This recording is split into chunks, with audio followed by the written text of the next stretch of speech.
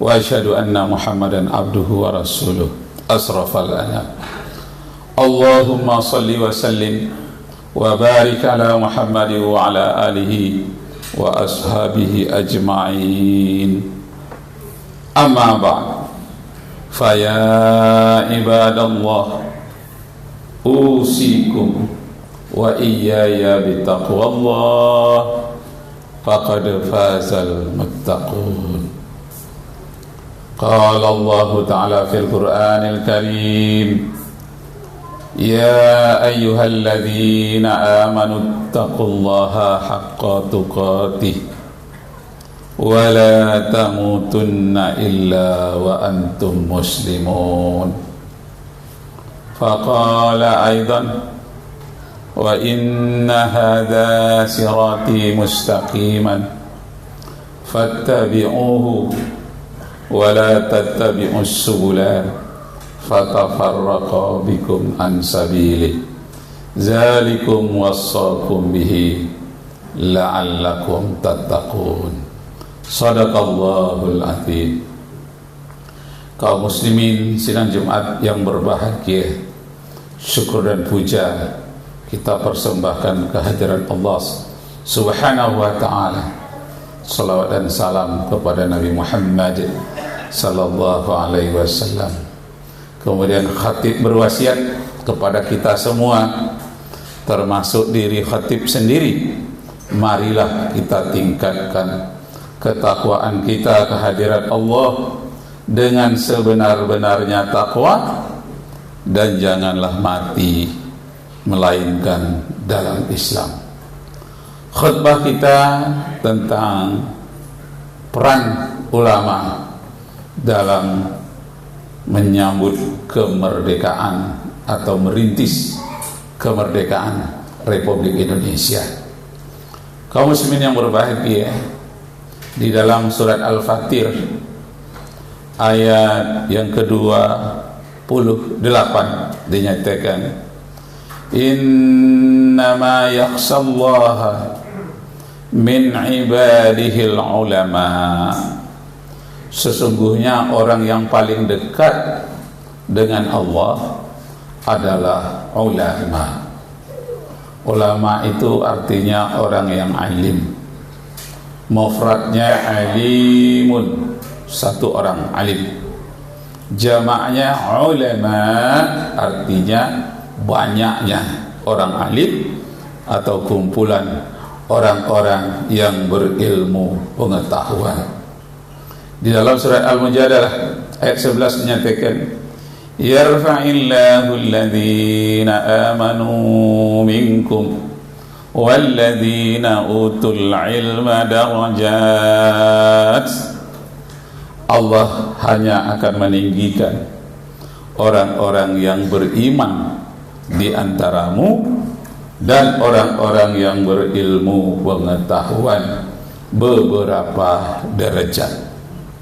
Imam Al-Ghazali menyatakan bedanya orang yang hanya beriman tapi tidak berilmu dibandingkan dengan orang yang beriman sekaligus berilmu, bedanya 7 derajat atau 7 tingkatan.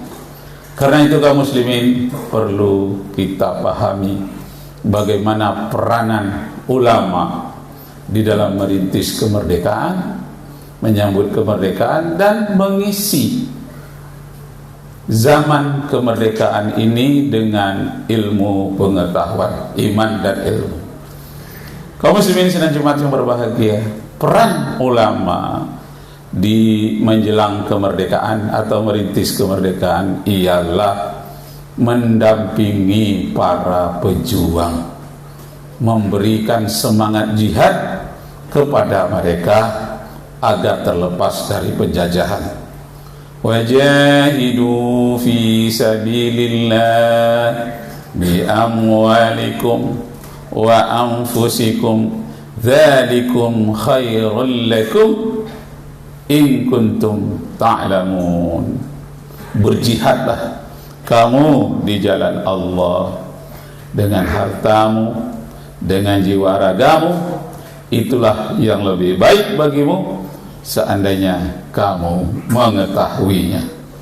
Jadi kaum muslimin yang berbahagia, banyak sekali para pejuang, para pemimpin, para pahlawan. Mereka bertanya dahulu kepada ulama apa keputusan yang harus diambil, dan mereka minta diberikan bekal kepada ulama. Wahai orang alim, ulama kata mereka, berikan kami bekal. Kalau bekal berupa materi, keuangan, itu bisa dicuri, tapi berilah bekal yang tidak bisa dicuri oleh penjajah, tidak bisa dicuri oleh siapapun. Apa dia? Bekal iman dan ilmu, semangat jihad. Jadi kaum muslimin yang berbahagia, para ulama lah yang berperang merintis kemerdekaan melalui pemimpin, melalui para pahlawan. Mereka bekerja sama bagaimana menjauhkan diri atau melepaskan diri dari kezaliman para penjajah. Karena itu kaum muslimin yang berbahagia, patut dan pantaslah kita mencontoh, meneladani mereka. Karena di antara mereka, para ulama itu bukan hanya berperan sebagai pemberi motivasi, bahkan mereka terjun langsung memimpin di tempat-tempat tertentu. Baik itu di Aceh yang terkenal sejarahnya, tak pernah dijajah oleh Belanda, tapi mereka berperang dengan Belanda. Kalau di daerah Jawa itu sampai 350 tahun, ditambah lagi dengan Belanda, Jepang 3,5 tahun.